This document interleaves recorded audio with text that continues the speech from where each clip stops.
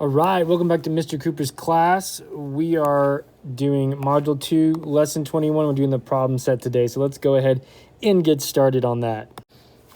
So number 1 says divide, then check using multiplication. The first one is done for you. This is basically just review for what we've been doing for the past couple days, but now instead of a 2-digit dividend, we have 3 digits, right? But the process stays the same, right? We just have bigger numbers, but the pattern, the algorithm stays the same. So let's look at that right now. We have 258 divided by 47. So I have my, let's zoom in. I have my 258 written right here. 258 divided by 7. That's right there. And so 47 times 5 is going to give me 235. And then the difference between that is going to be 23. Now, 23 is less than 47, so my answer is going to be 5 with a remainder of 23. And then we come over here and we check that. We do 47 times 5 gives me 235. And then 235 plus my remainder of 23 back gives me 258, which is what I started with, right? So this has been done for us. I'm going to do one more, and I'm going to show you some tricks you can use right here. And we'll do this one together, and then I'll let you do the rest of this page by yourself. So let's look right here. We have 148 divided by 67. Now, there's a few ways that I can solve this. There's a few ways that I can figure out what my quotient might be. What I'm going to do in my head is I'm going to come over here and I'm going to just kind of round these. 67 would become 70, right? And 148, well, I know that 7 goes into 14 evenly, so I could just call it 140, right? And then think about that.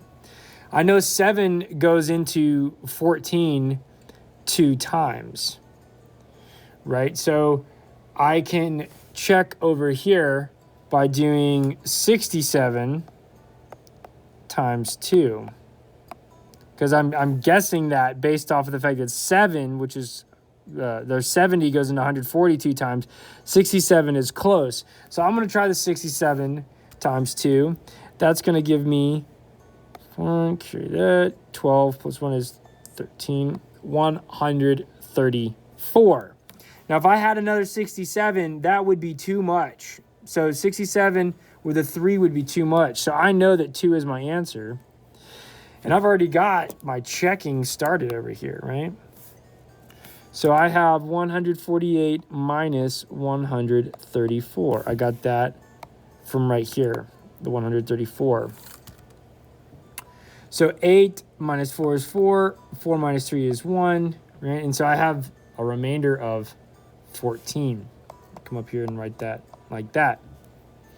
So my answer is going to be 2 with a remainder of 14. Now, I've already started by, when I was guessing what I was going to put here, I've already got my multiplication work started. I already know that 2 times 67 is 134. So now all I'm going to do is just take 134 and I'm going to add that remainder of 14. Remember, I got that remainder. And that's going to give me 8 for 148, which is what I started with right here. Right? So notice how I used multiplication to guess and check. I didn't just guess I checked to make sure that it would be a reasonable answer. And then so when I got done and it came time to double check, I already got the multiplication started and all I had to do was add, right? So there's different ways. Just make sure that you show me your algorithm, your standard algorithm for division, and that you've used multiplication somewhere to kind of check your answer, right? I'll accept it if you started it like this and then used it, or if you did that and then double checked your answer like that. Either way, I'm fine with it. Go ahead and try to do C and D by yourself, and I'll have the answers pop up in 3, 2, 1. So for both of these, I got the quotient 8 with a remainder of 7. let's zoom in and talk about how I got that. So with 591 divided by 73, I thought to myself, Adam, I know that 8 times 7 gives me 56. And that's less than 59. So I thought maybe 8 might work. And I came over here and I did 73 times 8. And I checked my answer and it gave me 584, which is less than 591, which is perfect. There's no way another 73 could fit in there, right? That would give me 600 something. And so I know that 8 is where I started, so I did 591 minus 584, give me a remainder of 7. I already had this part done, right? That's how I figured out that 8 was going to go there. I guessed 8, I checked it, and it worked. So all I had to do was add my 7 right there. So now I've done the same thing with down here. I kind of guessed first and then checked. I knew that I had the number 759, and I thought to myself, I know that 8 times 9 gives me 72, which is really close, and it's less than 75. So I tried it out. I tried 94 times 8, and sure enough, it gave me 752, which is literally just barely less than 759, which is exactly what I wanted, because any more than that would have given me more than 759. A 9 would have put me over. And it's super close, so I know I don't need anything less than that. So I did the math right there, and that gave me a remainder of 7. I already had my checked answer to help me figure this part out.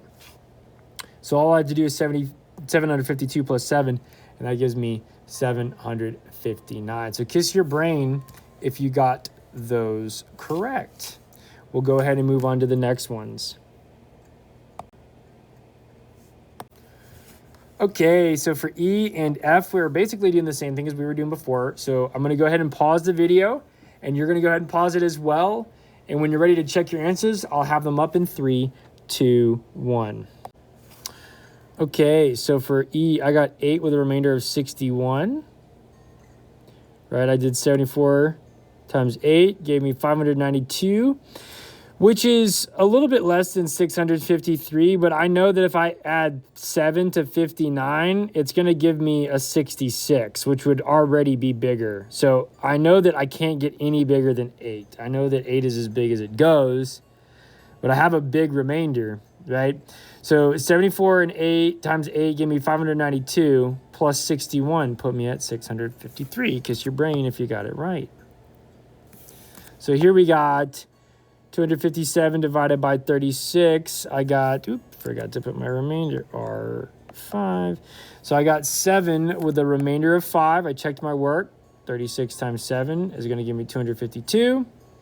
252 plus 5, which is my remainder, gives me 257. Kiss your brain if you got those right.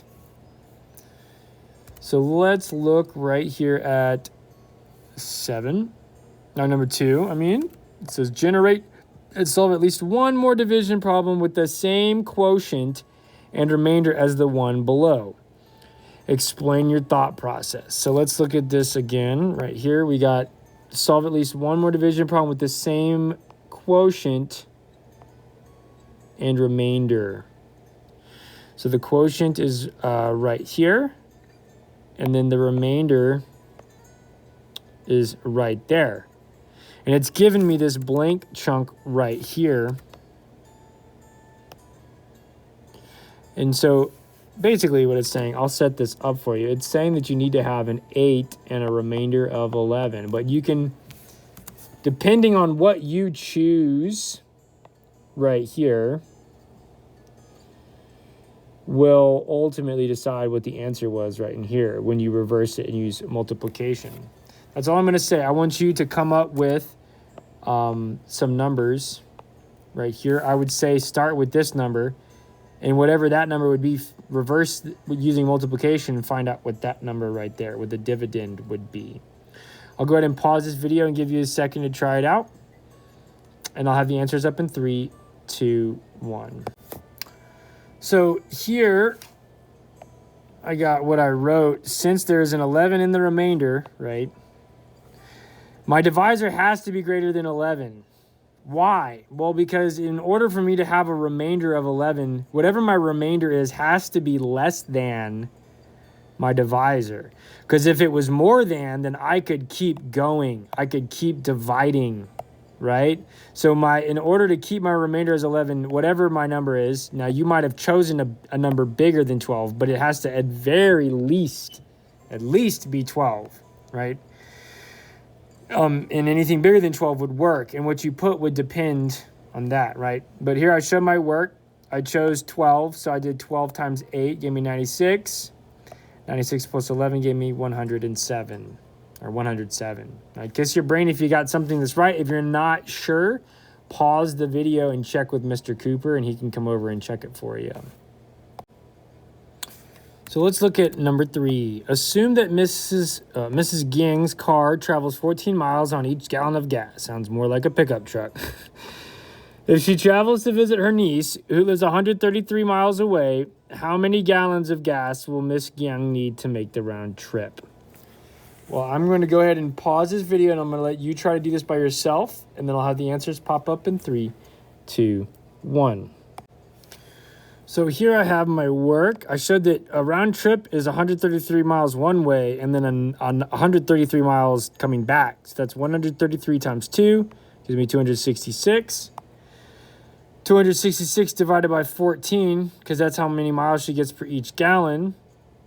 Right, I know that 14 will go into 26 one time. So minus that gives me 12. Bring the 6 down, 126. I know 14 fits into 126 9 times. Evenly, and that gives me 0, so I don't have any remainders. So my answer is going to be Mrs. Gang will need 19 gallons of gas to make the round trip. Kiss your brain if you got that right. Okay, number 4 says Louis brings 79 pencils. Let me get to fit. Louis brings 79 pencils to school. After he gives each of his 15 classmates an equal number of pencils, he will give any leftover pencils to his teacher. Leftover is another way to think of the word remainder. How many pencils will Louis' teacher receive?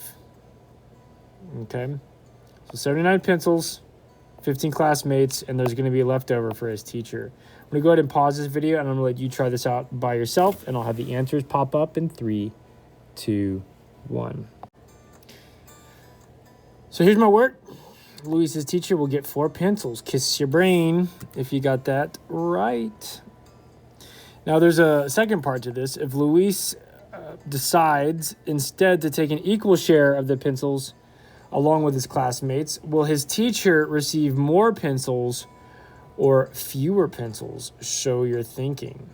So this is saying if Louis decides instead to take an equal share. So Louis is a part of the people getting an even share. And then we need to find out, is the teacher going to get more or less? That's all I'm going to say. I'm going to let you to try to figure this one out by yourself. And I'll have the answers pop up in 3, 2, 1. So here is what I got. Louis's teacher will receive more pencils if Louis keeps an equal share. Before, Louis's teacher got 4 pencils. Now the teacher gets 15 pencils. 15 is greater than 4. So how did the teacher end up getting more pencils? Well, remember, before we were dividing by 15 because that's how many he's going to share, Louis is going to share with. He's got 15 classmates. But now, 15 plus 1, why am I doing plus 1? Well, because the Louis is keeping an equal share. So Louis is now a part of that 15. So it's actually 16. And when I do that, I end up having a greater amount left over because I can't make as many equal groups, right? If you got that answer right, kiss your brain. And you're going to go ahead and get started on the exit ticket at this time. And until next time, I'll catch you later.